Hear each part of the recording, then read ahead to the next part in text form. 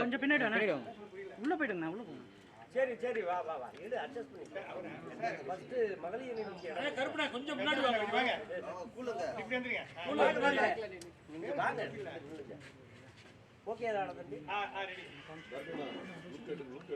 First time இருங்க நீங்க முடிச்சிட்டீங்களா சொல்லுங்க அவர் ஏத்துறாரு ஸ்டில் முதல்ல எடுங்க இல்ல வீடியோ ஃபர்ஸ்ட் எடுக்கட்டும் ஃபர்ஸ்ட் வீடியோ எடுத்துருங்க ஓகே சார் வீடியோ ஓகேவா ஓகே ரெடி இங்கே வந்திருக்கும் அனைத்து கலைஞர்களுக்கும் தயாரிப்பாளர்களுக்கும் டைரக்டர்களுக்கும் சக நடிகர்களுக்கும் சக நடிகைகளுக்கும் துணை நடிகைகளுக்கும் காமெடி நடிகர்களுக்கும் வந்திருக்கும் தொலைக்காட்சி அன்பர்களுக்கும் ஊடக பத்திரிகை நிருபர்களுக்கும் அனைவருக்கும் என் அன்பான தாழ்ந்த வணக்கத்தையும் மகிழ்ச்சிகரமான வணக்கத்தையும் தெரிவித்துக் கொள்கிறேன். நான் முந்தைய படம் அஸ்ட்ரோ லேனான்னு இதே இடத்துல ஆரம்பித்தேன். நீங்கள் உங்களுடைய ஒத்துழைப்பும் உங்களுடைய ஒத்தாசையும் கிடைச்சதில் பாதி வெற்றி கிடைச்சிருக்கு. இது பேசிக்கிட்டு இருக்கும்போதே செல்வம், வினோத், ராகுல் நாங்கள்லாம் பேசிக்கிட்டு இருக்கும்போது இப்படி ஒரு கான்செப்ட் இருக்குது, இதை நீங்கள் செஞ்சால் நல்லா இருக்கும்னாங்க. அது வித்தியாசமான ரோலாக இருந்தாலும் இன்னும் கொஞ்சம் வித்தியாசமான ரோலாக இருக்கட்டுமே அப்படின்னு சொல்லிட்டு ரவுடி தாத்தா அப்படின்னு சொன்னாங்க. ஸோ அதுலேயும் நான் நடிக்கிறதா முடிவு பண்ணி ரவுடி தாத்தா அப்படின்னு செல்வம் பேர் வச்சார். வினோத்தும் ஆமோதிச்சாங்க. ராகுல் இதுக்கு டைரக்ட் பண்ணுறாரு. ஆக இந்த படத்தினுடைய கரு என்னன்னு கேட்டிங்கன்னா, அதில் அஸ்ட்ரோலேனாவில் ஆன்மீகம் கலந்து எல்லாரையும் திருத்துற மாதிரியும் சில விஷயங்களை புரியாத விஷயங்களை எடுத்து சொல்கிற மாதிரியும் நான் சொல்லியிருந்தேன். அதுக்கு விளக்கமும் உங்களுக்கு தெரியும். அதுலேயும் யூடியூப்பில் எல்லாமே நீங்கள் போட்டீங்க, சிறப்பாக அமைஞ்சது, எல்லாரும் பாராட்டினாங்க. அதே போல் இந்த ரவுடி தாத்தாவை அமையணும்னு நான் வேண்டி கேட்டுக்கிறேன். உங்களுடைய ஆதரவு வேணும். இந்த ஊடகம், இந்த தொலைக்காட்சி இதுதான் மக்கள்கிட்ட போய் நேரடியாக அனுதினம் சேர்க்குது. உங்களுடைய உழைப்பு, உங்களுடைய அது பாராட்டத்தக்க விஷயம். ஆக உங்களையும் சேர்த்து மொத்தமாக நான் பாராட்டி இந்த படம் அமோகமாக வெற்றி பெறணும். நான் ஏற்கனவே அதை சொல்லியிருக்கேன். இது என்னுடைய மகள். சில கடமைகளை நான் முடிச்சிட்டாலும் கூட கஷ்டப்படுறவங்களுக்கு உதவி செய்யணும், நலிந்த கலைஞர்களுக்கு உதவி செய்யணும், கஷ்டத்தில் இருக்கிறவங்களுக்கும் அன்னதானம் போடணும். அந்த நோக்கத்தோடு தான் நான் சினி ஃபீல்டுக்கே வந்தேன். சம்பாதிக்கணும், புகழ் வேணும்ல. நான் புகழோடு இருக்கேன். ஏற்கனவே செல்வத்துக்கும் தெரியும். என்னுடைய மதுரையிலேருந்து இருக்கார் முருகன் சார், முருகன் தம்பி, கோவிந்தராஜ் ஹைகோர்ட்டில் இருக்கார், அவருக்குன்னு தெரியும் நான் புகழோடு இருக்கேன். நான் பரம்பரை அரண்மனையை சேர்ந்த ஜோசியர் பேரே. ஸோ புகழுக்காக நான் வரல. கஞ்சா கருப்பும் நானும் அஸ்ட்ரோ லேனாவில் கூட நடித்தோம். அதனால் இங்கே வந்திருக்கிற அனைத்து தயாரிப்பாளர்களுக்கும், பட டைரக்ஷன் செய்யக்கூடியவர்களுக்கும், படத்தை நிர்வகிக்கக்கூடியவர்களுக்கும், இங்கே வருகை தந்தமைக்கும் நான் ரொம்ப ரொம்ப ரொம்ப நன்றி கடன் பட்டிருக்கேன். அடுத்த படம் வெற்றி ஆகணும்னு அவங்களுடைய ஆசையும் வரணும்னு நான் வேண்டிக்கிறேன். எனக்கு 72 ஆனாலும் என்னை காட்டிலும் ஒரு வயசு கூட இருக்கிறவங்களாம் இருப்பாங்க. அதேமாதிரி பவர் ஸ்டார் சீனிவாசன்லாம் நானும் அவரும் கிளாஸ்மேட்டாக போயிட்டோம் கடைசியில். ஒரே ஸ்கூலில் இல்லை, எனக்கு 72. பட் நாங்கள் படித்தது அதே ஸ்கூலில். அந்த ஒரே ஸ்கூலுங்கிறதுனால அந்த ஒரு சந்தோஷம் இருக்கும்ல, பழைய நினைவுகள்லாம் வரும்ல, அது மாதிரி. அதனால் எல்லாரும் வந்து சிறப்பித்து எங்களுக்கு கொடுத்ததுக்கு ரொம்ப நான் நன்றியை தெரிவிச்சுக்கிறேன். அடுத்தபடியாக சார், நீங்கள் தான் தொடங்கி வைக்கணும்.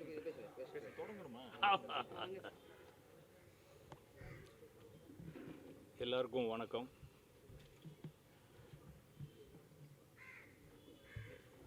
இந்த படம்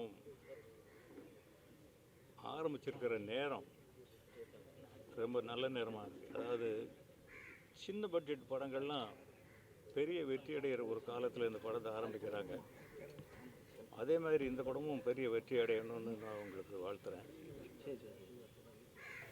இது ஒரு சினிமாவுக்கு ஒருத்தர் வர்றது பெரிய விஷயம் இல்லை.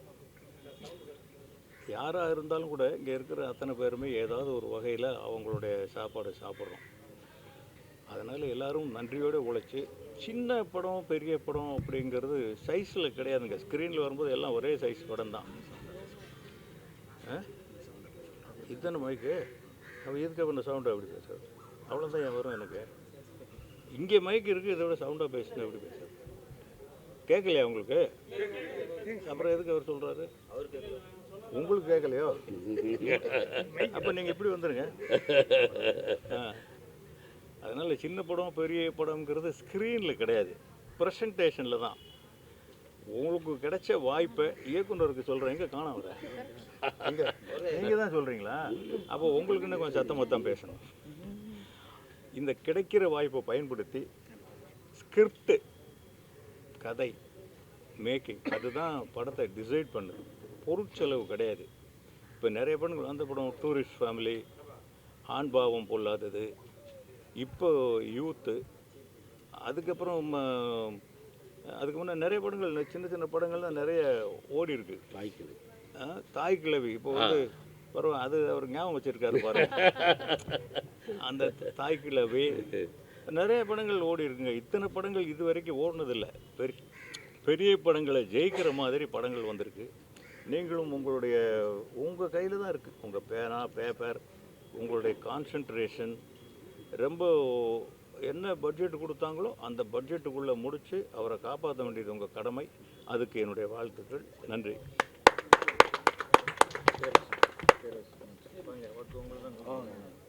72 வயசில் ஹீரோ அடிச்சு அப்போ தான் டைட்டில் வைக்கணும். ரவுடி தாத்தா இந்த பூஜையில் கொஞ்சம் மன ரீதியாக பாதிக்கப்பட்ட ஒரு பவர் ஸ்டார் தான். எனக்கு 72 வயசு, என்னோடய கிளாஸ்மேட் பவர் ஸ்டார் இருக்கும்போது விற்கலாம் வச்சு வேஸ்ட்டாக போச்சு. என்னண்ணே? ஆமாம், எவ்வளோ விற்கிக்கு தான் இன்றைக்கி அதிகம் செலவாகுது இன்றைக்கி நான் தமிழ்நாட்டில். ஆமாம், ஒரே காலேஜ் தான். ஆனால் அவர் வந்து ஒரு தேர்ட் இயர் படிக்கும்போது ஃபஸ்ட் இயர். ஓகே, ரெண்டுமே டாக்டர் தான். நம்மளா போட்டுக்கொண்டே தானே. இப்போ என்ன டாக்டர் பஞ்சம் பண்ணுவோம், டாக்டரை போட்டுக்கொண்டே தானே. ரவுடி தாத்தா கஸ்தூரிராஜா சார் அழகாக சொன்னார். முதல்ல இந்த மாதிரி படங்கள், சின்ன படங்கள் ஆரம்பிக்கிறது எங்கள் சினிமா தொழிலாளருக்கு நிறைய பேருக்கு வேலை வாய்ப்பு கிடைக்கும். முதல்ல அது இந்த சிறிய படங்கள் ஆரம்பிக்கும்போது சின்ன சின்ன தொழில்நுட்ப கலைஞர்கள், சிறிய காஸ்டியூமர், நலிந்தல்ல நாங்கள் வந்து ஆமாம் கொஞ்சம் வாய்ப்பு அதிகம் இல்லாமல் இருக்கும். பெரிய படங்கள் வந்து பெரிய ஏற்கனவே கோடிக்கு சம்பாதிச்சவங்க தான் சமாளிச்சு இருப்பாங்க. இந்த சின்ன சின்ன படங்கள் தான் சிறிய தொழில்நுட்ப கலைஞர்களை வாழ வைக்குது. அதன் அடிப்படையில் முதல்ல அதுக்கு உங்களுக்கு நான் நன்றி சொல்கிறேன். எங்கள் சினிமா சார்பாக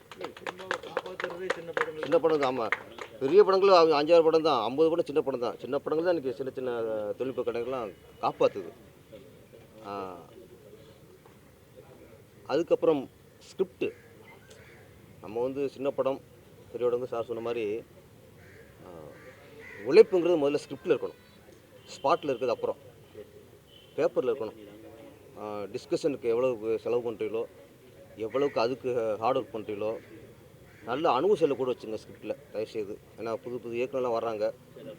உங்கள் ஏஜ்லேயே ஆளை வச்சுட்டு அவங்களுக்கு தெரிஞ்ச விஷயத்தையே பண்ணும்போது சில சின்ன படங்கள்லாம் ஒரு ஒரு ஒரு திரைக்கதை ஒரு அந்த இது இல்லாமல் போச்சு சில இடத்துல. கதை புது நாட்டை பிடிக்கிறாங்க, ஆனால் திரைக்கதை அப்படிங்கும்போது நிறைய பேர் கொஞ்சம் திணறாங்க. அது காரணம் கொஞ்சம் அனுகூல ஆட்கள் நிறைய விஷயமால இருக்காங்க. டிஸ்கஷன் அவங்கள கொஞ்சம் கூட வச்சுக்கணும்.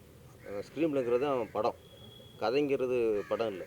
திரைக்கதை நல்லா இருந்தால் தான் ஒரு படம் ஓடும். கதை சரியாக இல்லாமல் இருந்து திரைக்கதை அது சரியாக இருந்தால் படம் பெரிய ஹிட் ஆகிருக்கு. அது நிறைய உதாரணம் இருக்குது. கதை எவ்வளோ தான் காவியமாக இருந்தாலும் திரைக்கதை சரியில்லைன்னா படம் சரியாக போகாது. அதனால் டிஸ்கஷனுக்கு முதல்ல உழைங்க, அப்புறம் ஸ்பாட்டில் நீங்கள் உழைங்க. அதுதான் முக்கியம் ஃபஸ்ட்டு. ஏன்னா நிறைய சின்ன படங்கள் வந்து படம் பார்க்கும்போதே நிறைய மக்கள் சின்ன படம் பார்க்க பயப்படுறாங்க. இப்போ அது காரணம் 10 படத்தில் ஒரு 3 படம் தான் ஒரு தரமாக சரியான திரைக்கதையோட. இப்போ சார் சொன்ன மாதிரி அனுபவம் பொல்லாதது, இப்போ யூத் வந்திருக்கு, டூரிஸ்ட் ஃபேமிலி, நிறைய படம் நல்லா பார்த்து நம்மளுக்கு ஆச்சரியமாக இருக்குது.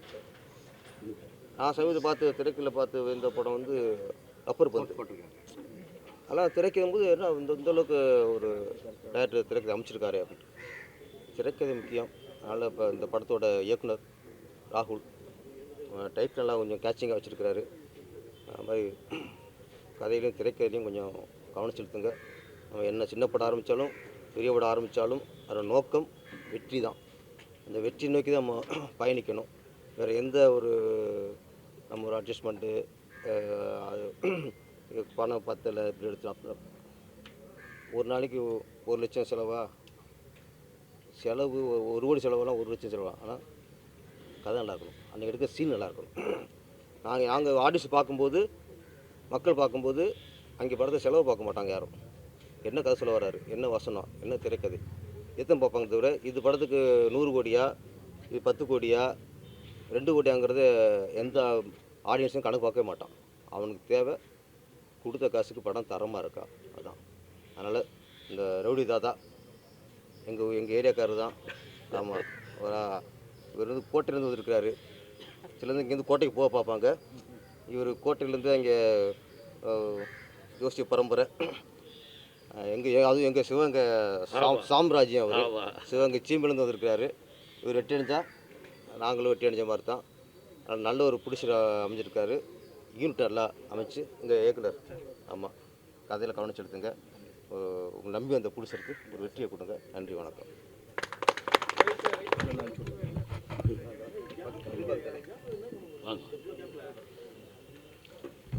வணக்கம் எல்லாரும் வணக்கம்.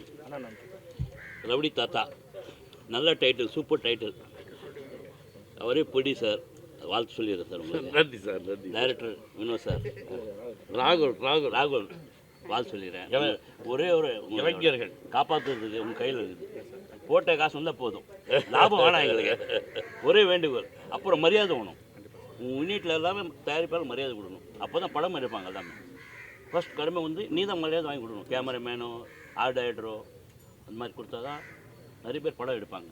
போட்ட காசு வந்தாலும் போதும், எங்களுக்கு லாபம் வேணாம் எங்களுக்கு. ஓகேயா? அதுக்கப்புறம் உங்களுக்கு படம் ரிலீஸ் நேரத்தில் எங்கள் கவுன்சிலில் தயாரிப்பாளர் தமிழ் குமரன் சார் தலைவர், சூப்பர் தலைவர் வந்திருக்காரு. எங்கள் டீம் வாங்க, உங்கள் தேட்டரை நாங்கள் வாங்கி தரோம், நாங்கள் பொறுப்பு. கண்டிப்பாக கவலை பண்ண வேணாம், சீக்கிரம் வேணுங்க. வாழ்த்துக்கள் உங்களுக்கு. இன்னொன்று நம்ம தமிழ் சங்கம், தயாரிப்பாளர் சங்கம் ரெடியாக இருக்குது உங்களுக்கு ஹெல்ப் பண்ணுறதுக்கு. 24/7 எங்கள் தலைவர் சூப்பர் தலைவர் கிடச்சிருக்காரு. எங்கள் டீமுக்கு நல்லா கிடச்சிருக்குது. தேட்டர் வாங்கி தரோம், எல்லாமே ஹெல்ப் பண்ணுவோம். சீக்கிரம் முடிங்க. வாழ்த்துக்கள். நன்றி சார். தேங்க்யூ.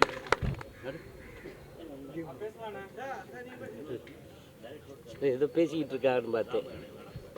ரெவடி தாத்தான்னு பேர் வச்சதுக்கு இப்போல்லாம் பேசாமல் அரமணை தாத்தான்னு வச்சுருக்கலாம். அரமணை சோசியர். ஏன்னா எங்கள் இப்போலாம் அரமனையில் உள்ளவங்களுக்கு ஃபுல்லாக இவர் சாதகம் கணிச்சு கொடுப்பாரு. முக்கியமாக ஒருத்தனுக்கு நேரம் சரியில்லைன்னா சொல்லக்கூடிய ஆள். இவரை போய் ஐயாவை பார்த்தேன். ஒரு கோயில் கும்பாபிஷேகம். அந்த கோயில் கும்பாபிஷேகத்தில் எதுவுமே சொல்லலை. கருப்பு வந்துட்டீங்களா அப்படின்னு பேசினார். பேசிட்டு 25 மூடை அரிசி வாங்கி கொடுத்துறேன், தண்ணி பாட்டில் எவ்வளவு வேணும் அப்படின்னு கேட்டார். நீங்கள் பார்த்து சூசியரே சொல்லுங்க அப்படின்னு சொன்னேன். ஏன்னா சிவகங்கையில் வந்து பிள்ளைவேல் காளி கோயில் ரொம்ப பவரான தெய்வம். புள்ளை இல்லைன்னா அங்கே போய் ஒரு புள்ளை தொட்டி வாங்கி நேர்த்திக்கடனில் கட்டினோம்னாலே குழந்தை உண்டாயிரும். அப்படிப்பட்ட பவரான தெய்வம் அதை கொடுத்தவர். அப்புறம் அரமண சோசியரை பற்றி சொல்லணும்னா திருக்கஷ்டியூர், அதுவும் ராஜா கோயில்தான், ராணியம்மா கோயில்தான். கும்பாபிஷேகத்துக்கு எல்லாமே உதவி பண்ணுறவர் அவர் தான். இது மட்டும் இல்லை, நிறையா ஏழைகளுக்கு நிறையா உதவி பண்ணிகிட்டு இருக்கிறாரு. இந்த படம் பெரிய வெற்றி பெறணும். நம்ம அண்ணே மீனாட்சிதே ஐயாவை அறிமுகப்படுத்தினது. அப்போல்லாம் முருகண்ணே, ரெண்டாவது மதுரை செல்வண்ணே, கஸ்தூராஜ் அப்பா, ஏற்கனவே பேரரசு சித்தப்பா போயிட்டாரு. அப்புறம் என் தம்பி மதவெட்டி ஜெமீன்,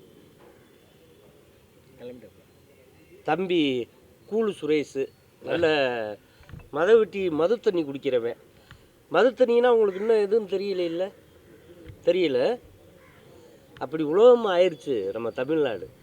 மது தண்ணின்னா இன்னைக்கு மக்களுக்கு அது தெரியாமல் போச்சு. கம்மாயில் கிடக்கிற தண்ணியை மண்பானையில் தூக்கிட்டு வந்து தேத்தாங்கொட்டை போட்டு தேத்தி குடிப்பாங்க. அதுவே நம்மளுக்கு கிட்னி ப்ராப்ளம் வராது, நெஞ்சடைப்பு வராது, எதுவுமே வராது. அந்த மதுகளே இல்லாமல் போச்சு. அந்த குளத்தில் இருந்த தம்பி வந்து ரொம்ப நாளாக தெரியும். ரெண்டாவது பாவம் வரும்போது புரட்சிப்படைகளோடு வந்துக்கிட்டு இருந்தாப்புல. எனக்கு கொஞ்சம் பயமாயிருச்சு. சரி தம்பி, படத்தை பற்றி பேசுப்பா, வேற எதையும் பற்றி பேசுகிறாத. இப்போத்தே சோவியர் வந்து படம் பண்ணுறாரு. இல்ல, ஏற்கனவே இவங்க பூரா பொலிட்டிக்கலை கேட்டு என்னை துவைச்சி எடுத்துட்டாங்க. போன ஆஸ்திரேலியானால இவங்க அனைவருமே பொலிட்டிக்கலை நிறையா கேட்டு அட்டாக் பண்ணாங்க. நானும் கரெக்டாக பேசினேன். இப்போ அவங்க என்ன கேட்டாலுமே நான் சொல்லுவேன், அன்றைக்குமே சொல்லிங்க, நான் சலிக்காமல் பேசிக்கிட்டே இருக்கிறவன், எதை பற்றியும் கவலைப்பட மாட்டேன். ரெவிடி தாத்தாவை கையில் தாத்தாவை ஆக்கிறாரு. நிறைய படம் எடுக்கணும், நிறைய நான் உழைக்கணும் இருக்க. எல்லாத்துக்கும் நன்றி. எனக்கு குரல் பதிவு இருக்கிறதுனால நான் கிளம்பி விட்டு தவறானதுக்குறாதி. அடுத்து என் தம்பி சுரேஷ் பேசுவார். வாழ்த்துக்கள். அந்த அம்மா நீங்க பேசுறீங்களா? விஜயமுரளி சார், அண்ணனை மறந்துட்டு விஜயமுரளி அண்ணன் சொல்ல இப்பத்தே ஞாபகம் வந்துச்சு. என்ன தெரியுமா, அவர் ஒரு தத்துவம் சொன்னார், அது எனக்கு ரொம்ப பிடிச்சிருந்துச்சு. ஏன்னா இந்த நேரத்தில் நான் அதை சொல்லிக்கிறேன்னு. மேனேஜரை நம்பி வாழ்க்கை கொடுத்தேன். அந்த மேனேஜர் எனக்கு என்ன தண்டனை வச்சுட்டு போனேன் தெரியுமா? கையெழுத்து என் கையெழுத்து, கைரேகை அவன் கைரேகை, பெரிய சூச்சியம். அதை உடைச்சது சோசியர்தேன், மதுரை செல்வனந்தேன்.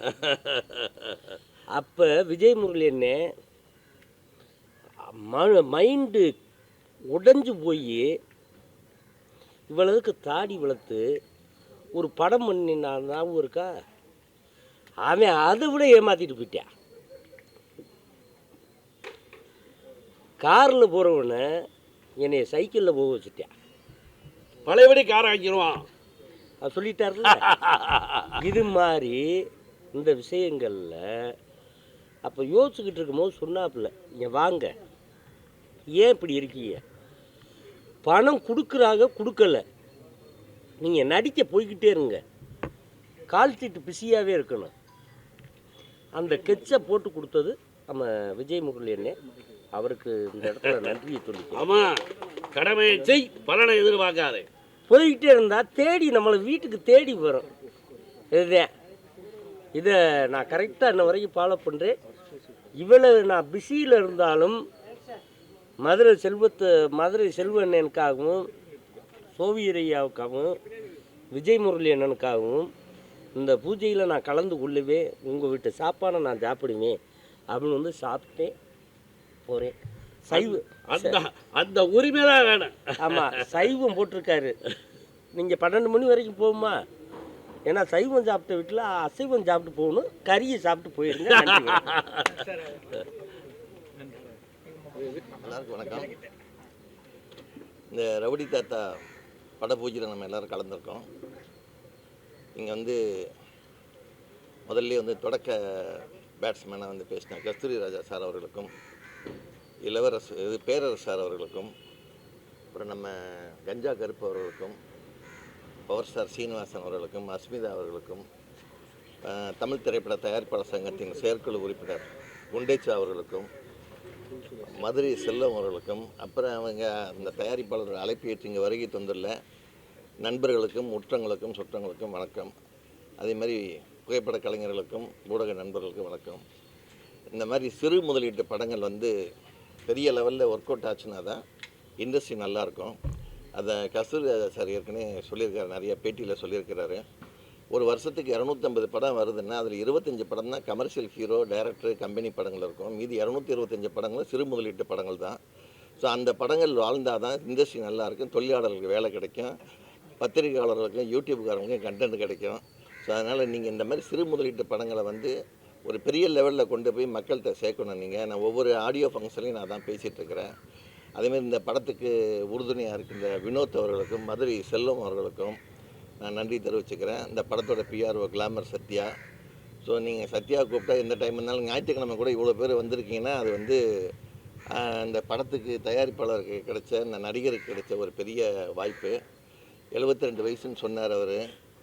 72 வயசில் தான் இன்றைக்கி நிறைய பேர் 200 கோடி ரூபா சம்பளம் வாங்கி மார்க்கெட்டில் இருக்கிறாங்க. ஸோ அந்த ரேஞ்சில் இவர் வரணும். பவர் ஸ்டார் அவர் கிளாஸ்மேட்னோடனே நானே ஆடி போயிட்டேன். அப்புறம் சொல்லிட்டார், அதே ஸ்கூலில் தான் நான் படித்தேன், ஆனால் அவர் கூட கிளாஸ்மேட் இல்லைன்ட்டார். ஆனால் கிளாஸ்மேட்டாக இருப்பாரே தவிர கிளாஸ்மேட்டாக இல்லைன்னு நினைக்கிறேன். ஸ்கூல்மேட். ஸோ இந்த மாதிரி படங்கள் வந்து ஓடணும், அது வெற்றி பெற வைக்கணும். அதே மாதிரி வந்து நம்ம விஸ்வேஸ்வரன் தயாரிப்பாளர் வந்திருக்கிறாரு. அவரும் சிறு முதலீட்டு பட தயாரிப்பாளர் தான். இன்றைக்கி வந்து புது நிர்வாகம் தமிழ் திரைப்பட தயாரிப்பாளர் சங்கத்தில் வந்திருக்காங்க. வந்தவுடனே நிறையா நடவடிக்கைகள் எடுத்துகிட்ருக்குறாங்க. ஸோ தயாரிப்பாளர்களுக்கு ஒரு விடிவு காலம் இருக்குதுன்னு ஒரு நம்பிக்கை இருக்குது எல்லாருக்குமே. ஸோ அதை நீங்கள் நல்லா பயன்படுத்திக்கலாம். குண்டேச்சா சொன்ன மாதிரி 24 மணி நேரம் சேவை செய்வோம்னு சொல்லியிருக்கிறாங்க. அதையும் பயன்படுத்திக்கலாம் நீங்கள். ஸோ தேட்டர் எடுத்து கொடுக்குறாங்க, வியாபாரம் பண்ணி கொடுக்கறதுக்கு வாய்ப்புகள் இருக்குது. ஸோ நம்ம ஒரு சங்கம் நல்லா இருந்தால் தான் எல்லோரும் நல்லா இருக்க முடியும். அந்த சங்கத்தையும் நீங்கள் பயன்படுத்திக்கோங்க. இன்றைக்கி சினிமா வந்து ஒரு பரபரப்பான சூழ்நிலையில் போகுதுன்னு சொல்ல முடியாத சூழ்நிலையில் நம்ம இருக்கிறோம். ஏன்னா சினிமாவை தவிர என்டர்டெயின்மெண்ட் நிறையா வந்துருச்சு. இப்போ உள்ளங்கையில் பொழுதுபோக்குகள் வந்துருச்சு, மொபைல்லே எல்லோரும் பார்க்க ஆரம்பிச்சிட்டாங்க. அதை விட சேட்டலைட்டுக்காரங்களாம் இப்போ வந்து அவங்களோட சீரியலை சினிமா மாதிரி எடுத்துகிட்ருக்குறாங்க. அதுக்கு ஒரு குரூப்பு தனியாக போயிட்டாங்க. ஸோ சினிமாவுக்கு தேட்டரில் மக்களை வர வைக்கிறதுங்கிறது ஒரு பெரிய பகிரத பிரயத்தனமாக இருக்குது இன்றைக்கி சூழ்நிலையில். ஸோ அதுக்கான கண்டென்ட்டை வச்சுட்டு நீங்கள் படம் எடுத்திங்கன்னா தான் ஆடியன்ஸ் சொல்ல வருவாங்க. ஸோ அதையும் மைண்டில் வச்சுக்கோங்க. புதுமுக டைரக்டர் ராகுலுக்கும் அதை வேண்டுகோள் வைக்கிறேன். ஸோ நீங்கள் வந்து ஒரு யூனிட்டியாக இருந்து இந்த படத்தை மிக சிறப்பாக கொண்டு வந்தீங்கன்னா தான் மக்கள்கிட்ட கொண்டு போய் சேரும். மக்கள்கிட்ட கொண்டு போய் சேர்க்கறதுக்கான வேலையை நீங்கள் பார்த்துங்க. இந்த படம் மிகப்பெரிய வெற்றியடைய எல்லாம் வல்ல இறைவனை விடைபெறுகிறேன். நன்றி, வணக்கம். ஹலோ, ஹாய் மீடியா பீப்புள் எல்லாருக்குமே வணக்கம். அண்ட் ரொம்ப ஹாப்பியாக இருக்குது. அண்ட் பட பூஜை எல்லாருமே கலந்துருக்கோம். And thank you sir, Lakshman sir, எனக்கு இந்த ஆப்பர்ச்சுனிட்டி கொடுத்ததுக்கு. அண்ட் ராகுல் சார் தான் director sir. So I am very happy. அப்புறம் செல்வம் சார் அப்புறம் என்னை இன்ட்ரடியூஸ் பண்ணி வச்சதுக்கு so thank you so much. And வெற்றி பெறதுக்கு என்னுடைய வாழ்த்துக்கள். அண்ட் இதில் கேரக்டரோடு சேர்த்து சாங்கும் கொடுத்துருக்காங்க. ஸோ ரொம்ப ஹாப்பியாக இருக்குது. Yes, thank you so much.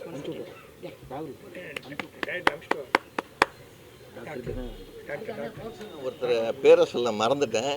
நம்ம கூல் சுரேஷ். அவர் இருக்கிற இடத்துல எப்பயுமே ஒரு கலகலப்பு இருந்துகிட்டே இருக்கும், ஒரு பரபரப்பு இருக்கும், இந்த மாதிரி கைத்தட்டல் இருக்கும். அந்த மாதிரி ஒரு கேரக்டர் ஆடியோ ஃபங்க்ஷன் பூஜைக்கு நீங்கள் வந்து கூப்பிட்டு நீங்கள் பண்ணிங்கன்னா தான் மீடியாக்களுக்கு நிறையா கண்டென்ட் கிடைக்கும். அவரால் வந்து இன்றைக்கி இண்டஸ்ட்ரி நல்லா இருக்குன்னு கூட சொல்லலாம். அந்த கூல் சுரேஷுக்கு நான் இன்றைக்கி வந்து நன்றியை தெரிவிச்சேன். Very good. ஆஸ்ட்ரோ லேனா இந்த படத்துக்காண்டி நம்ம பூஜைக்காண்டி வந்திருந்தோம். ஸோ அப்பயே நம்ம சொன்னது என்னென்னா, இந்த மாதிரி சின்ன சின்ன படங்கள் தான் இன்றைக்கி வந்து நிறைய வெற்றிகள் வந்து எல்லாருக்கும் தேடித்தரணும், எல்லாருக்கும் ரொம்ப என்டர்டெயின்மெண்ட்டாக இருக்கணும் அப்படிங்கிறது தான் ஒரு வேண்டுகோள். ஸோ ஐயா சிறப்பாக இந்த படமும் வந்து ரவுடி தாத்தா அப்படின்னு வச்சுருக்காங்க. ஸோ தலைப்பே ரொம்ப ஒரு என்டர்டெயின்மெண்ட்டாக இருக்குது. ஸோ இது வந்து இன்னும் நல்லா வெற்றி பெறணும் அப்படின்னு வாழ்த்து கூறி விடைபெறுகிறேன். நன்றி. மதுரை செல்வம்.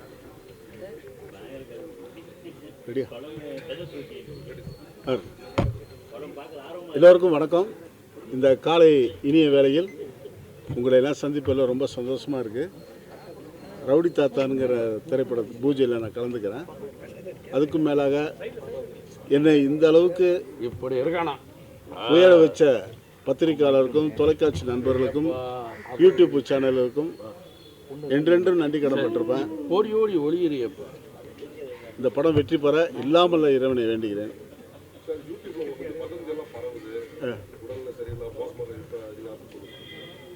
இல்லை, அது எல்லாமே இயற்கையாக நடக்குது தான். ஒன்றுன்னா 2 போடுவாங்க. நான் அதெல்லாம் கண்டுக்கிறது இல்லை. எல்லாத்துக்கும் உடல்நிலை சரியில்லாமல் தான் போவோம். ஆனால் ரொம்ப கூட பில்டப் பண்ணி எழுதிடுவாங்க. நான் அதெல்லாம் கண்டுக்குவேன். அதெல்லாம் சரி பரவாயில்ல, இது ஒரு வளர்ச்சி தான் அப்படின்னு நினச்சி நான் விட்டுறது. ஆமாம் சார். அதாவது எனக்கு போட்டி நடிகர் விஜய் தான். அவர் டிவிக்கு, நான் ஏவிக்கு, 2 கட்சிக்கு தான் போட்டி. ஏவிக்குன்னா அண்ணா வளர்ச்சி கழகம், அது விரைவில் நான் ஆரம்பிக்கிறேன். அதுக்கு கண்டிப்பாக அந்த கட்சி ஆரம்பிக்கிறதுக்கு உங்களை எல்லாம் நான் அழைப்பேன். நீங்கள் கண்டிப்பாக வாங்க. இல்லை, இப்போ தான் பேர்லாம் குழந்தை இப்போ தான் பேர் வச்சுருக்கேன். எப்படி இந்த எலெக்ஷன் இல்லைனாலும் அடுத்த எலெக்ஷனில் நான் கண்டிப்பாக நிற்பேன். இன்னும் கொஞ்சம் இதெல்லாம் எலெக்ஷன் கமிஷன்லாம் பதிவு பண்ணோம். நிறைய வேலை இருக்குது. இருந்தாலும் உங்களுக்காக நான் அந்த வார்த்தையை சொன்னேன்.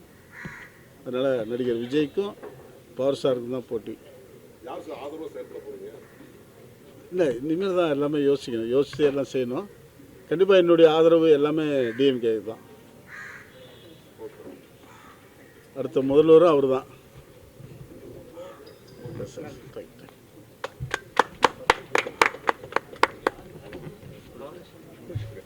சும்மா எதனா ஒரு பொருளை கழிப்பிட்டு போகிறோம். அப்படியா? நான் மதகப்பட்டி என்னன்னா எங்கள் சொந்த ரிலேஷன்ஸ் எல்லாம் இருக்குது. அப்படியா? திருக்கோஷ்டியெல்லாம் மண்டபப்படி, எங்கள் மண்டபப்படி. அதனால் சொல்லிட்டு போகிறேன். கஞ்சா கருப்பு இந்த ஊர் தான். அப்படி சொல்லுங்க. அப்போ ஜோடி டேரக்டருங்களா?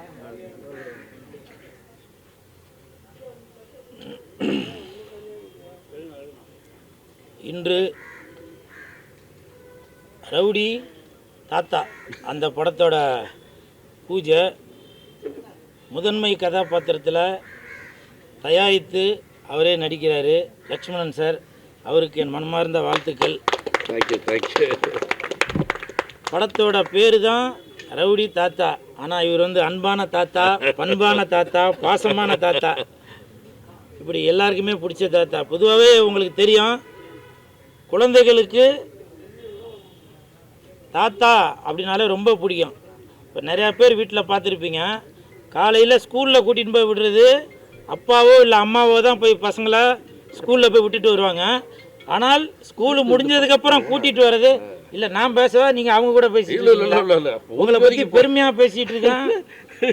ஓடி ஓடி ஒளிகிறாமா? ஓ அப்படியா? அம்மா நல்லா இருக்கீங்களா? ஸ்கூலுக்கு போயிட்டு வர குழந்தைகளை கூட்டிகிட்டு வர்றது தாத்தா தான் போய் கூட்டிகிட்டு வருவார். இது என் வீட்லேயும் நடக்கிறது தான். அப்படி தாத்தாக்கெல்லாம் பெருமை சேர்க்கிறவர் தான் இந்த லக்ஷ்மணன் தாத்தா. இவருக்கு என் மனமார்ந்த வாழ்த்துக்கள். அதே மாதிரி படத்தின் இயக்குனர் ராகுல் அபிஷேக் அவர்கள், அவருக்கும் என் மனமார்ந்த வாழ்த்துக்கள். ஏன்னா இவர் 2 நாளைக்கு முன்னாடி கதை சொல்ல வரும்போதே எனக்கு ரொம்ப ஒரு அபூர்வமாக தான் இருந்தது. இந்த காலகட்டத்திற்கு ஏற்ற மாதிரி ஒரு ஸ்கிரிப்டு, அதுலேயும் கூல் சுரேஷ் ஒரு கதாநாயகனாக நடிக்கும் அளவுக்கு இந்த ரவுடி தாத்தா அப்படின்ற ஒரு கதாபாத்திரத்தை கொடுத்துருக்காரு. அவருக்கு என் மனமார்ந்த வாழ்த்துக்கள். சும்மா மட்டும் கூல் சுரேஷை கொடுக்கல, கூல் சுரேஷுக்கு ஒரு ஜோடி, அது அஸ்மிதா. Asmita please come. அஸ்மிதா இவங்கள தான் எனக்கு ஜோடியாக கொடுத்துருக்காங்க. இவங்கள உங்களுக்கு தெரியும், மஸ்காரா போட்டு மயக்கிறியே அப்படின்னு மயக்கிறவங்க. ஸோ இவங்க எனக்கு ஜோடியாக நடிக்கிறதுக்கு சம்மதிச்சதுக்கு மிக்க நன்றி. நீங்கள் மிஸ் ஆகிருந்தீங்கனாக்கா நான் ஹாலிவுட்டு பாலிவுட்லேருந்து இறக்குறதா இருந்தாலும் நீங்கள் எனக்கு ரொம்ப ரொம்ப சந்தோஷம். ஏன்னா நல்ல ஒரு கோஆப்ரேட் பண்ணுற நடிகை இவங்களுக்கு மனமார்ந்த வாழ்த்துக்கள். மற்றும் இதில் பல நட்சத்திரங்கள், டைரக்டர் பேரரசு சார் இதில் நடிக்கிறாங்க, கஞ்சா கருப்பு அவர்கள் நடிக்கிறாங்க, பவர் ஸ்டார் அவர்கள் நடிக்கிறாங்க, அப்புறம் கஸ்தூரி ராஜா சார் நடிக்கிறாங்க, இப்படி பல நட்சத்திர பட்டாளங்கள் எல்லாமே ஜனரஞ்சகமான இந்த ரவுடி பேபி படத்துக்கு தேவையான அனைத்தும் இந்த ரவுடி தாத்தா இந்த ரவுடி தாத்தா மிகப்பெரிய வெற்றியடையும். அதற்கு என் மனமார்ந்த வாழ்த்துக்கள். அது மட்டுமல்ல, இப்போ பேசும்போது விஜய் முரளி சார் சொன்னாங்க, சினிமாவுக்காக ப்ரமோஷனுக்காக நடிப்பதையும் தாண்டி அந்த ப்ரொடியூசருக்கும் டைரக்டருக்கும் பயங்கரமாக உழைச்சிட்ருக்காரு அப்படின்னு சொன்னாங்க. அந்த பிஆர் விஜய் முரளி சாருக்கு என் மனமார்ந்த நன்றியை தெரிவித்துக் கொள்கிறேன். ஏன்னா இதெல்லாம் அவரோட மனசுலேருந்து வந்திருக்கிற வார்த்தைகள். அதை பார்க்கும்போது எனக்கு அவ்வளோ சந்தோஷமாக இருந்துச்சு. அது உண்மைதாங்க. இப்போது நான் 13 படம் நடிக்கிறேன், 13 படம், அதில் 6 படம் நான் ஹீரோவாக நடிக்கிறேன். ஸோ இந்த பெருமைகள் எல்லாமே இந்த மாதிரி Vijay Murali sir, glamour Sathya sir, இவங்களுக்கு தான் இந்த பெருமைகள் எல்லாமே போய் சேரும். இன்னொரு விஷயம் என்னென்னா, நிறையா இயக்குநர்கள் தயாரிப்பாளர்களுக்கு தெரிஞ்சிருச்சு. ஏன்னா 5 கோடி 6 கோடி கொடுத்து ஒரு ஹீரோவை புக் பண்ணி அந்த ஹீரோ ஷூட்டிங்க்கு சரியாக வரதில்லை, டேட்டு சரியாக கொடுக்கறதில்ல, படத்தோட ப்ரமோஷனுக்கு வரதில்லை, ஆடியோ ரிலீஸுக்கு வரதில்லை, தேட்டர் விசிட்டுக்கு வரதில்லை. இது எல்லாமே டைரக்டருக்கும் ப்ரொடியூசருக்கும் இப்போ எல்லாருக்கும் தெரிஞ்சு போச்சு. அதனால் இவங்களெல்லாம் பயன்படுத்துறதுக்கு பதிலாக கூல் சுரேஷ் என்பவர் இன்றைக்கி நாடறிஞ்ச ஒரு நடிகராக இருக்கார், ஒரு பப்ளிசிட்டியில் சிறந்து விளங்குறாரு. அவர் ப்ரொடியூசரால் முடிஞ்ச சம்பளம் வாங்குறாரு. இது எல்லாமே நம்மளுடைய படத்திற்கு ஒரு சப்போர்ட்டாக இருக்குது அப்படின்ற ஒரு நோக்கம் எல்லா இயக்குநர்களுக்கும் தயாரிப்பாளருக்கும் தெரிஞ்சிருச்சு. அதனால் இப்போ நான் நிறையா படங்கள் பண்ணுறேன். இந்த நேரத்தில் சோசியல் மீடியாவில் உள்ள அனைத்து நண்பர்களுக்கும் ப்ரெஸ் மீடியா பீப்புள் அனைவருக்கும் என் மனமார்ந்த நன்றி. இப்போ இந்த படம், இந்த ரவுடி தாத்தா நடிக்கிறதுக்கு கூட மதுரை செல்வம் சார் தான் அதுக்கு ஒரு முக்கியமான காரணம். ஏன்னா அவர் கூட இந்த வார்த்தை தான் சொல்லியிருக்காரு, நான் கேள்விப்பட்டேன். ஏங்க நீங்கள் அவங்க இவங்களாம் நடிக்க வைக்கிறதுக்கு கூல் சுரேஷ் இன்னைக்கு சினிமாவுக்காக உடல் பொருள் ஆவி அனைத்தையும் கொடுத்துட்ருக்காரு, அவரை பயன்படுத்தலாமே. ஷூட்டிங் ஸ்பாட்டில் எனக்கு கேரவான் இல்லை, அந்த சாப்பாடு வேணும், இந்த இது வேணும் அப்படின்னு சொல்லி எதுவும் ஒரு அடம் பிடிக்காமல் தான் உண்டு தன் வேலை உண்டு அப்படின்னு இருக்கிற அந்த கூல் சுரேஷை பயன்படுத்தலாமே அப்படின்னு சொல்லி மதுரை செல்வம் சார் கூட சொல்லியிருக்காரு. ஏன்னா அவர் மதுரை செல்வம் சார், அவர் ஒரு சீனியர், அவருக்கு எல்லா விவரமும் தெரியுது. அதனால் ப்ரொடியூசருக்கு சப்போர்ட்டாக இருக்கணும், இயக்குநர்களுக்கு சப்போர்ட்டாக இருக்கணும், அவரோட சப்போர்ட்டை இந்த படத்துக்கு கொடுக்குறாரு. இந்த நேரத்தில் அவருக்கும் என் மனமார்ந்த நன்றியை தெரிவித்துக் கொள்கிறேன். அப்புறம் நேற்று மன்சூர் அலிகான் அண்ணன் அவர் வீட்டுக்கு போயிருந்தேன். அவர் அழைத்ததால் தான் போயிருந்தேன், நானே போல. அவர் என்னை அழைத்து இந்த மாதிரி ரம்ஜானுக்கு விருந்து குழு, நீ ஏற்கனவே 2-3 வருஷமாக வரல, நீ இந்த தடவை வரணும் அப்படின்னு சொல்லி அவரே எனக்கு கார் அமுச்சு வச்சார், வந்துரு அப்படின்னு. நான் போனேன், போயிட்டு எல்லாருக்கும் சந்தோஷமாக என்னால் முடிஞ்ச அவர் சாப்பாடு போட்டு மன்சூர் அண்ணா எல்லாரையும் சந்தோஷப்படுத்தினார். நானும் கூடமாட இருந்து உதவியாக எல்லாருக்கும் பரிமாறி பல உதவிகள் செய்துட்டு இருந்தேன். ஆனால் கமெண்ட்டில் பார்க்கும்போது நிறையா பேர் ஓசி பிரியாணிக்கு போயிட்டியா அப்படின்னு சொல்லி கேட்டிருந்தீங்க. நான் ஓசி பிரியாணிக்கு அலையிறவன் இல்லைங்க. நீங்கள் அடுத்து இந்த ப்ரெஸ் மீடியா பீப்புள்கிட்ட சொல்கிறேன், அடுத்து நீங்கள் மன்சூர் அலிகான் அண்ணனை சந்திக்கக்கூடிய சூழ்நிலை இருந்தால் அன்னைக்கு கூல் சுரேஷ் சாப்பிட்டாரா அப்படின்னு கேளுங்க. நான் சாப்பிடல, அவர் என்கிட்ட பல தடவை கெஞ்சினார், இல்லை கூலே சாப்பிட்டு போ அப்படின்னாரு. இல்லைண்ணா எனக்கு வேணாண்ணா அப்படின்னு சொன்னேன். என்ன காரணம் தெரியுங்களா? அவர் தன்னால் முடிந்த ஒரு உதவியாக மக்களுக்கு பிரியாணி வழங்கிட்டு வர்றாரு. ரம்ஜானுக்காக மட்டும் இல்லை, எப்பவுமே உதவக்கூடிய குணமுள்ளவர் தான் மன்சூர் அலிகான் அண்ணன். அப்போ நான் ஒரு வார்த்தை சொன்னேன், அண்ணா எனக்கு பிரியாணி வேணாண்ணே, நான் சாப்பிட்ற சாப்பாடை இன்னொருத்தருக்கு கொடுக்கலாண்ணே. ஏன்னா எனக்கு நிறையா இஸ்லாமிய நண்பர்கள் இருக்காங்க. துபாயிலிருந்து கூட அமித் அவர்கள் எனக்கு பிரியாணிலாம் அமுச்சு வச்சாங்க.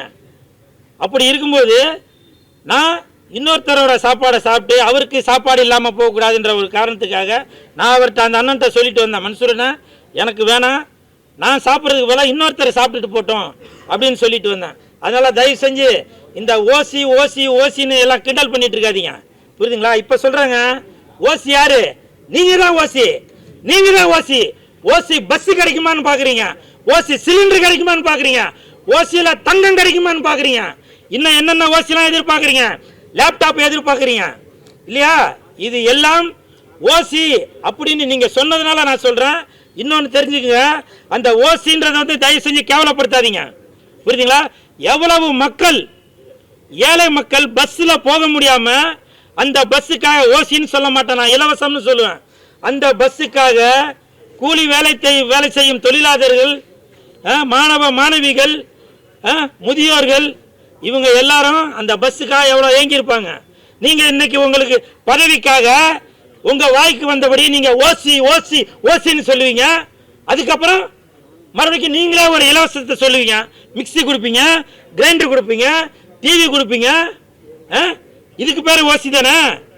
தயவு செய்து இந்த சாப்பாடு விஷயத்தில் ஓசின்னு சொல்லாதீங்க, புரியுதுங்களா? அந்த சாப்பாடோட அருமை என்னன்னு உங்களுக்கு தெரியுமா? ஒருவேளை நீங்கள் பட்னி இருந்து பாருங்க.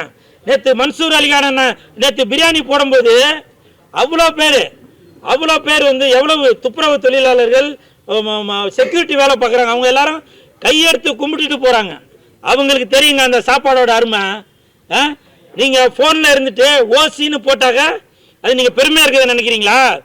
நீங்கள் ஒரு விவசாயியும் ஒரு சாப்பாடையும் நீங்கள் வந்து கேவலப்படுத்திருக்கீங்க, புரியுதுங்களா? தயவு செஞ்சு அந்த மாதிரி ஓசின்னு சொல்லி அடுத்தவங்களை கேவலப்படுத்தாதீங்க. சிஎஸ்கே சார், நான் மக்களுக்கு யாரெல்லாம் நல்லது செய்யணும்னு நினைக்கிறாங்களோ அவங்களுக்கு எல்லாருமே ஆதரவு தாங்க. இன்னும் ஒரு 10 நாள் வெயிட் பண்ணுங்க, நான் யாருக்கு ஆதரவு தெரிவிக்க போறேன்றது உங்களுக்கு தெரியும். இன்னொன்று விஷயமும் தெரிஞ்சுக்கங்க, எல்லாரும் எதிர்பார்த்த மாதிரி 2026 விஜய் சார் முதலமைச்சர் ஆகிறாரோ இல்லையோ, எடப்பாடி ஐயா முதலமைச்சர் ஆகிறாரோ இல்லையோ, ஸ்டாலின் ஐயா அவர்கள் முதலமைச்சர் ஆகிறாரோ இல்லையோ, இல்ல சீமானந்தன் அவர்கள் முதலமைச்சர் ஆகிறாரோ இல்லையோ, ஆனால் 2026 இந்த கூல் சுரேஷ் மிகப்பெரிய இடத்துக்கு வருவாங்க. காரணம், நான் உண்மையாகவும் நேர்மையாகவும் இருக்கிறேன். உங்களுக்கு வேணா பாக்குறதுக்கு நான் ஏதோ கண்டென்ட்டுக்கு ஏதோ ஒரு கோமாளித்தனமா பேசிட்டு போறேன்னு நினைக்கலாம். உண்மையிலேயே சாப்பிடுற சோத்துக்கு நான் உண்மையா இருக்கிறேன், நேர்மையா இருக்கிறேன். மற்றவங்கள மாதிரி இன்னைக்கு ஒரு பேச்சு, நாளைக்கு ஒரு பேச்சு, அங்க இருந்து பொட்டி கொடுத்தா இந்த பக்கம் தாவறது, இங்க இருந்து பொட்டி கொடுத்தா அந்த பக்கம் தாவறது, அந்த மாதிரி வேலை பார்க்கல நானு. உங்க அம்மா எங்க அம்மா இல்ல சினிமா. எப்படி நான் எங்க அம்மாவோட வயிற்றுல இருந்து நான் மார்ல இருந்து பால் குடிச்சு நான் இன்னைக்கும் என்னோட தாய் தகப்பனுக்கு ஒரு மகனா இருக்கிறானோ, அந்த மாதிரி இந்த சினிமாவுக்கு நான் எப்பவுமே உண்மையா இருப்பேன், நேர்மையா இருப்பேன்.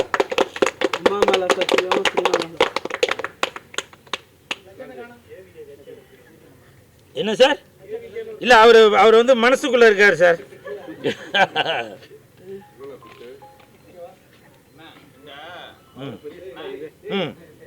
சார் சொல்லுங்க, கேக்குது. சார் சார்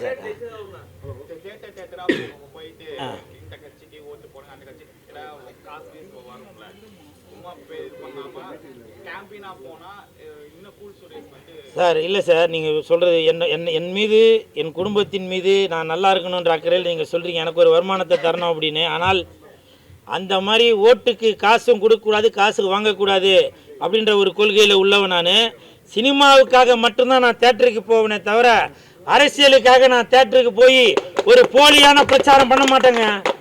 அப்படி ஒருவேளை எனக்கு அந்த கட்சி தலைவர் பிடிச்சிருக்கு, இந்த கட்சி தலைவர் பிடிச்சிருக்குனாக நான் வீடு ஏறி அவங்களோட பாதம் தொட்டு நான் கேட்பேன், இவருக்கு நீங்கள் தயவு செஞ்சு ஓட்டு போட்டு இவரை நீங்கள் ஜெயிக்க வைப்பீங்க அப்படின்னு, புரியுதுங்களா? ஆனால் நான் தேட்டருக்கு போய் இந்த அரசியலுக்கு ஓட்டு போடுங்க, அந்த அரசியல்வாதிக்கு ஓட்டு போடுங்க கேட்க மாட்டேன்.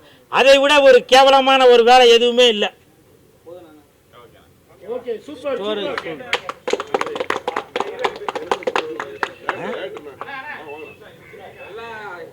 தேர்தல் நெருங்கிடுச்சு, எல்லா அரசியல் தலைவரும் பிஸியா இருக்காங்க, ஒருத்தர் மட்டும் பாம்பே ஒரு விசேஷத்துக்கு போயிருக்காரு, அதை பத்தி அது நானும் பார்த்தேங்க. இப்போ கூட பாருங்க, விஜய் சார் வந்து அட்லி சார் அவருடைய இயக்குனர் அவருடைய மனைவிக்கு வளகாப்புக்காக பாம்பே போயிருக்காரு. ஆனால் நிறையா பேர் இதை வந்து நீங்கள் ஒரு சாதகமாக பயன்படுத்திட்டு திரிஷா அவர்களோட அந்த தங்கச்சியோட ஃபோட்டோவை அவங்க கூட இணைச்சி போட்டு, அதுவும் அவங்க வந்து அதுலேயும் ஏதோ மும்பைன்னு போட்டிருக்கு, அதையும் சேர்த்து விஜய் சாரும் திரிஷா அவர்களும் பாம்பே போயிருக்காங்க அப்படின்னு ஒரு போலியான ஒரு விஷயத்த நீங்கள் உங்களோட கொள்கையில் கோட்பாடில் அதை நீங்கள் காட்டுங்க. அதை விட்டுட்டு அந்த தங்கச்சி திரிஷா மேலே ஏங்க அப்படி உங்களுக்கு ஒரு வன்மத்தை காட்டிட்டு இருக்கீங்க? விஜய் சார் போனது அட்லியோட மனைவிக்கு வளைகாப்புக்காக போயிட்டு இருக்காரு. ஆனால் நீங்க என்ன பண்றீங்க, ஒரு அரசியல் ஆதாயத்திற்காக நீங்க அவங்களும் இவங்களும் இணைச்சி வச்சு பேசிட்டீங்க. தயவு செஞ்சு விஜய் சாரை வாழ விடுங்க. நீங்க அரசியல்ல விஜய் சாரை முதலமைச்சர் ஆக்குறீங்களோ இல்லையோ, அவருக்குன்னு ஒரு குடும்பம் இருக்கு, புரியுதுங்களா? அந்த குடும்பத்தை தயவு செஞ்சு நீங்க சீர்குலைச்சிடாதீங்க. அந்த கமெண்ட்ல உள்ளவங்களுக்கு தான் சொல்றேன், சில அரசியல்வாதிகள் வேணும்னே நீங்க ஒரு பிம்பத்தை உருவாக்கிட்டு இருக்கீங்க. அப்படிப்பட்டவர் இல்லை விஜய் சார், சரிங்களா? தயவு செஞ்சு அந்த மாதிரி போலியான ஒரு விஷயத்த வெளியில கொண்டு வராதீங்க. விஜய் சார் போனது ஒரு வளகாப்பு நிகழ்ச்சிக்காக தான் போனது. ஒருவேளை திரிஷா அவர்களும் போயிருக்கலாம், ஏன்னா அவங்களும் நடிகை என்பதனால் சினிமா குடும்பத்தை சேர்ந்தவர்கள் அவங்களும் கூட போயிருக்கலாம். ஆனால் நீங்க கண் கூட பார்த்தீங்களா, அவங்க 2 பேரும் ஃப்ளைட்ல எதுவும் பக்கத்தில் உட்காந்தாங்களா? ஹோட்டல் ரூம் பக்கத்து ரூம் எதுவும் போட்டிருந்தாங்களா? சொல்லுங்க. வளைகாப்புக்கு போயிட்டு அந்த மஞ்சள் பூசுவாங்கல்ல, கையில வளையல் போடுவாங்கல்ல, அப்ப 2 பேரும் இந்த பக்கம் திரிஷா அவர்களும் இந்த கையில விஜய் சாரும் வளையல் போட்டது நீங்க எதுவும் பாத்தீங்களா? எதுக்காக இப்படி தவறான ஒரு விஷயத்தை இது பண்ணீங்க? தயவு செஞ்சு சினிமாக்காரங்களை வாழ விடுங்க. எதுக்கு எடுத்தாலும் உங்களுக்கு சினிமாக்காரங்க தான் இலக்காரமா போச்சு. தயவு செஞ்சு அவங்க குடும்பத்தை வாழ வைங்க. விஜய் சாருக்கு நீங்க ஓட்டு போடுறீங்களோ இல்லையோ, தயவு செஞ்சு அவங்க குடும்பத்துக்கு வேட்டு போடாம இருங்க. ஓகே, நன்றி வணக்கம். எப்பா நன்றி வணக்கம்பா. நடிகர்கள், இயக்குநர்கள் அனைவருக்கும் நன்றி. தேங்க்யூ. உங்கள் ஆதரவு எங்களுக்கு கண்டிப்பாக வேணும். தேங்க்யூ.